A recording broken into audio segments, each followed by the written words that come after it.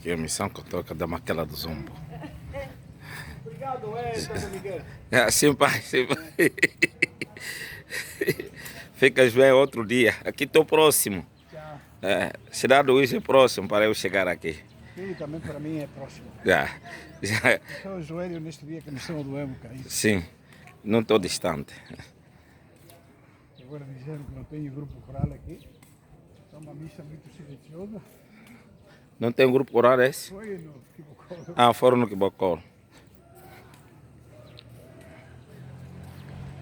A infância.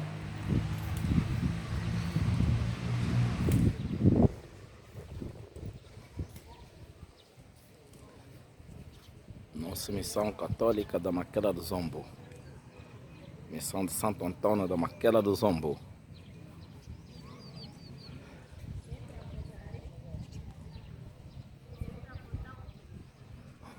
Onde passamos a nossa infância.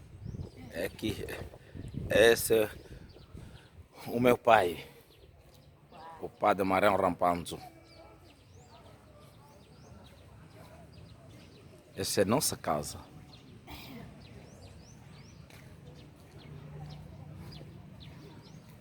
Essa é a escola onde eu aprendi, onde passei a minha infância.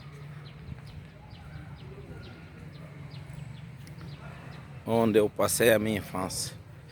Na Missão Católica da Maquela do Zombo.